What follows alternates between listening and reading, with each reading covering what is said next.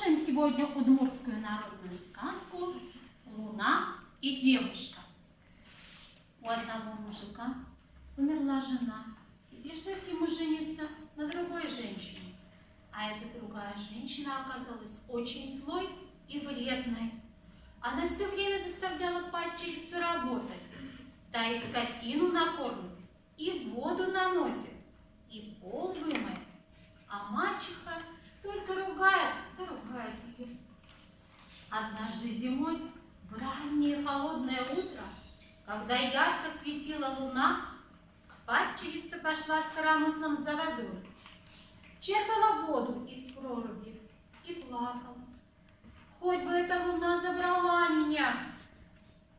Луне стало жалко девушку-сироту. Подняла она ее к себе вместе с ведром и коромыслом.